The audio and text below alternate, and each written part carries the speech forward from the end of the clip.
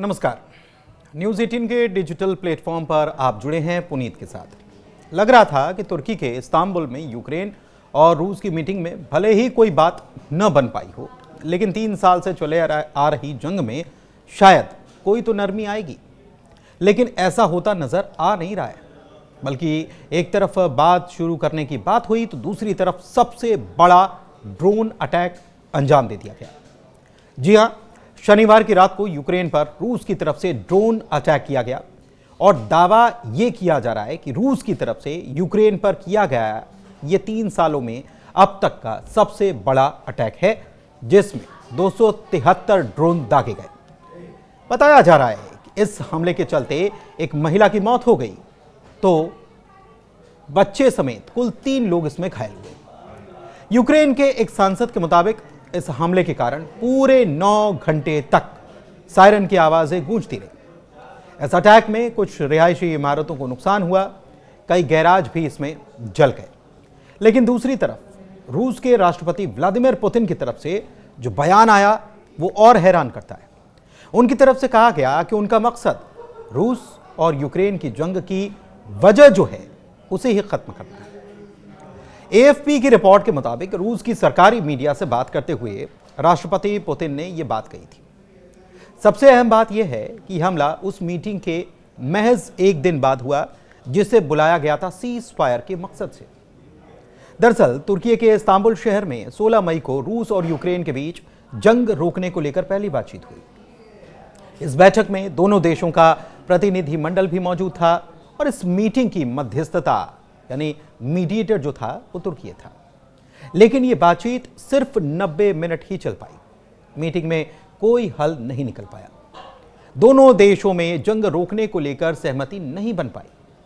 यूक्रेनी अधिकारी के मुताबिक बातचीत के लिए कम से कम अस्थायी सीज फायर की शर्त रखी गई थी, जिसे मानने से रूस ने इनकार कर दिया।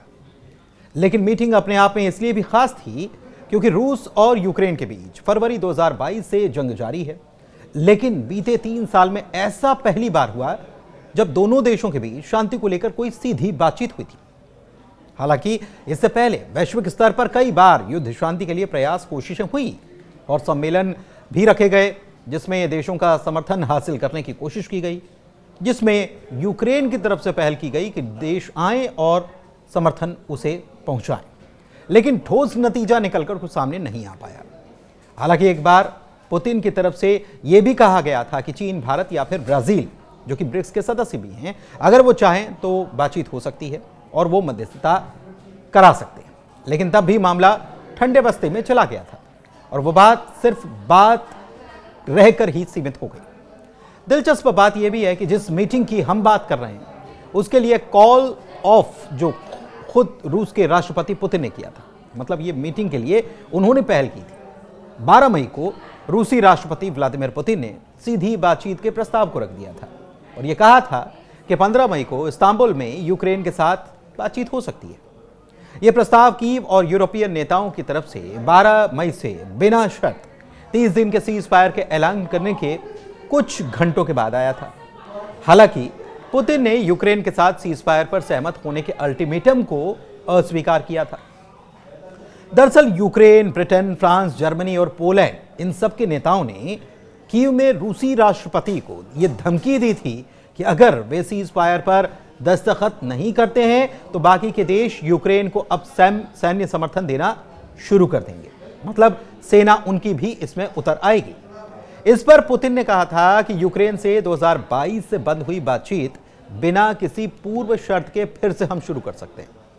हालांकि रूसी और यूक्रेनी बातचीत जो हुई, वार्ताकार जो हैं, इन्होंने पहले तो बातचीत की है लेकिन इनडायरेक्ट टॉक्स हुई थी और तब लड़ाई रोकने पर कोई सहमति नहीं बन पाई थी। इस बार भी नहीं बन पाई।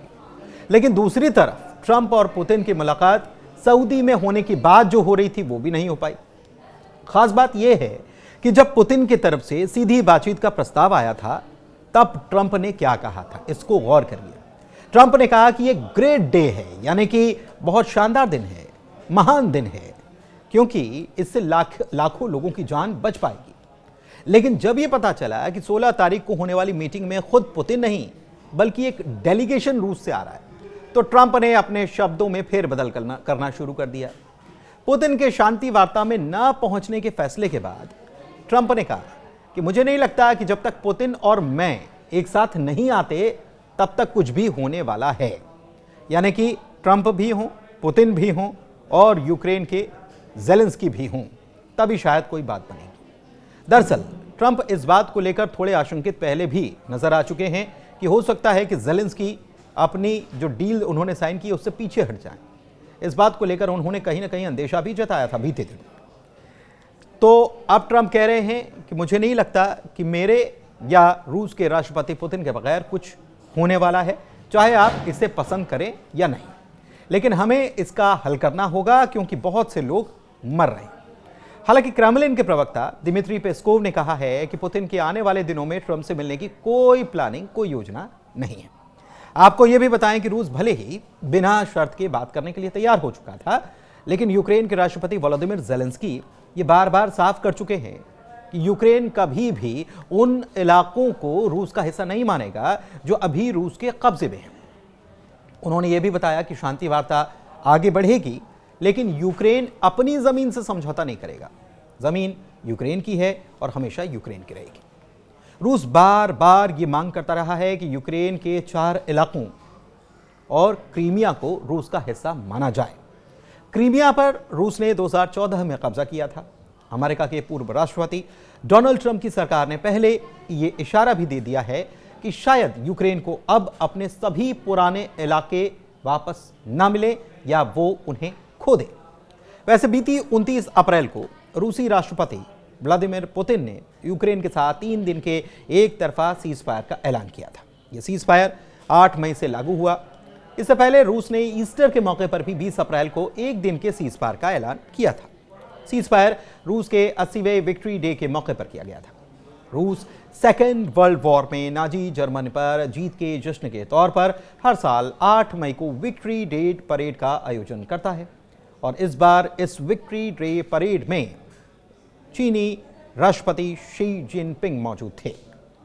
रूसी राष्ट्रपति कार्यालय का क्रेमलिन का कहना है कि यह सीज फायर मानवीय आधार पर किया जाता है। इसकी शुरुआत 7-8 मई की रात से हुई थी और 10-11 मई की आधी रात को यह सीज फायर खत्म हो गया था।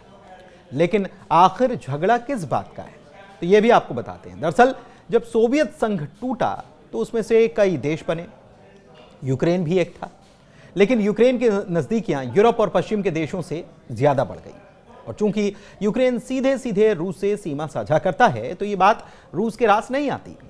सोवियत संघ के टूटने का दर्द भी रूस को बार बार सालता है। एक प्रकार से हम ये कह सकते हैं कि रूस फिर से वही सोवियत संघ की वापसी चाहता है। लिहाजा 2014 में रूस ने यूक्रेन पर अटैक किया, यूक्रेन के डोनबास इलाके पर हमला बोला, भीषण जंग चली और 14,000 लोगों की इसमें मौत हो गई। लेकिन इस दौरान क्रीमिया को रूस ने कब्जा लिया और फिर साल 2015 में बेलारूस की राजधानी मिन्स्क में रूस, यूक्रेन, जर्मनी, फ्रांस के नेता बैठे, शांति समझौता कराया गया। लेकिन इस शांति समझौते के 7 साल के भीतर ही यूक्रेन पर रूस ने फिर से हमला बोल दिया और तब से ये युद्ध लगातार जारी है।